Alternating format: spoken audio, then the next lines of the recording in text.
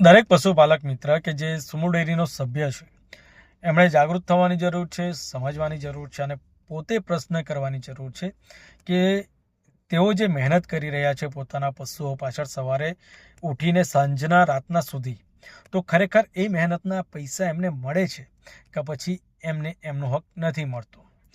કારણ કે હાલમાં સુમુ ડેરીની ચૂંટણીની જાહેરાતો થઈ ગઈ છે અને ચૂંટણીની જાહેરાતો થતાં જ રાજકીય ગરમાવો પણ વધી ગયો છે. ભાજપ દ્વારા સહકારી સંસ્થાઓ પણ મેન્ડેટ પ્રથા દાખલ કરવામાં આવી છે, એટલે કે એમના જે માણસો ચૂંટણી લડવાના ઈચ્છુક હોય તો એમને ભાજપ તરફથી મેન્ડેટ આપવામાં આવશે, એટલે કે એમને એક રીતે ગુલામ બનાવી દેવામાં આવશે અને ત્યારબાદ એમને ચૂંટણી જીત્યા બાદ ભ્રષ્ટાચાર કરવાનો છૂટો દોર આપી દેવામાં આવશે. તો આ કેટલું તમારા હિતમાં છે તે પશુપાલકોએ વિચારવાની જરૂર છે. કારણ કે આ જે ચૂંટાયેલા સભ્યો છે સ્વતંત્ર નથી, એ પાર્ટીના મેન્ડેટ પર લડનારા લોકો છે, એટલે પાર્ટીના જ લોકો છે. તમારામાંથી કોઈ પણ પશુપાલક કે ખેડૂત નથી. સહકારી સંસ્થાની વાત કરવામાં આવે તો સહકારી સંસ્થાઓ આપણા જે વડવાઓ હતા, જે વડીલો હતા, એમના દ્વારા લોક ભાગીદારીથી, એટલે કે લોકોના સહકારથી જે પશુપાલકો છે, ખેડૂતો છે, એમના હિત માટે આ સંસ્થાઓ ઊભી કરવામાં આવેલી કે જેથી કરીને એમને એમનો જે હક છે તે મળે.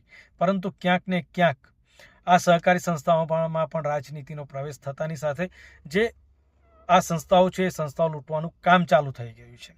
પણ આ સુમુલ ડેરીની ચૂંટણી તો કોઈ પાર્ટીના સિમ્બોલ પર લડાતી નથી. તો મેન્ડેટ શાના માટે આપવામાં આવે છે? મેન્ડેટ એટલા માટે આપવામાં આવે છે કે મેન્ડેટ આપીને ડિરેક્ટરને બાંધી લેવામાં આવે અને એને ભ્રષ્ટાચાર કરવાની છૂટ આપવામાં આવે છે. એટલા માટે આ મેન્ડેટ ભારતીય જનતા પાર્ટી દ્વારા આપવામાં આવે છે. કારણ કે હાલમાં એ ડિરેક્ટરની ચૂંટણી લડવા માટે મેન્ડેટ આપશે, પછી એના પછી પ્રમુખ ઉપપ્રમુખની બનવા માટે પણ મેન્ડેટ આપશે ને એ રીતે સીધો ભ્રષ્ટાચાર કરવા માટે, સેન્ટ્રલાઇઝેશન ઓફ કરપ્શન કરવા માટે આ મેન્ડેટ પ્રથા આ ભારતીય જનતા પાર્ટી અમલમાં લાવી છે.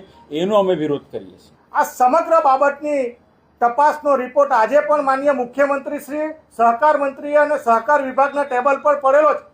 તો ભારતીય જનતા પાર્ટીએ સહકારથી જે સમૃદ્ધિની વાત કરે છે, એમણે પહેલાં આ જે કોણ ભ્રષ્ટાચારીઓ છે, કયા કયા, જ્યારે સુમુલું સમગ્ર બોર્ડ આમાં સામેલ હોય અને આજે ભારતીય જનતા પાર્ટી ફરીવાર મેન્ડેટ આટે જ્યારે ચૂંટણી લડવા માંગતી હોય ત્યારે આવા જ લોકોને ફરીવાર મેન્ડેટ આપીને અઢી લાખ પશુપાલકોની સાથે રમત કરીને એના પસીનાના નાણાંનો જે દુરુપયોગ કરવા માટેની ચાલી રહ્યા છે, એનો કોંગ્રેસ પક્ષ વતી અમે બધા વિરોધ કરી રહ્યા છે. ખેડૂત અગ્રણી દર્શન નાયકે જણાવ્યું છે કે 1000 કરોડનો છેલ્લા 10 વર્ષમાં ભ્રષ્ટાચાર થયો છે, એટલે કે વર્ષ 2015થી વર્ષ 2025 સુધીમાં 1000 કરોડનો ભ્ષ્ટાચાર કરવામાં આવ્યો છે અને એ ભ્રષ્ટાચાર કરવામાં જે મોટા માથાઓ છે તે તમામ ભાજપ સાથે જોડાયેલા છે. અને આ જે ભ્રષ્ટાચાર થયો છે તો એની ફાઇલ મુખ્યમંત્રીને પણ સોંપવામાં આવી છે, પરંતુ આજ દિન સુધી એ બાબતે તપાસ થઈ નથી. એટલે મહેનત પશુપાલકો કરે અને પશુપાલકોને જે મહેનતના નાણાં મળવા જોઈએ એ નાણાં નથી મળતા અને એ નાણાંનો ભ્રષ્ટાચાર થાય છે. અને આ જે ચૂંટાયેલા નેતાઓ છે, પ્રમુખો છે, જે ઉપપ્રમુખો છે, જે ડિરેક્ટરો છે, એ તમારી સવારથી સાંજ સુધીની જે મહેનત છે એ મહેનતના પૈસે તાગડધીન કરે છે. એટલે જે પશુપાલક મિત્રો છે, દરેક પશુપાલક મિત્રોએ જાગૃત થવાની જરૂર છે અને સવાલ કરવાની જરૂર છે કે તમારી મહેનતના પૈસા તમને મળે છે કે પછી આવા જે ચૂંટાયેલા દલાલો છે તેઓ ભ્રષ્ટાચાર કરીને તાગડધીન કરે છે. શેર જરૂર કરજો, વધુને વધુ શેર કરજો, જેથી કરીને દરેક પશુપાલક મિત્ર સુધી આ વાત પહોંચે.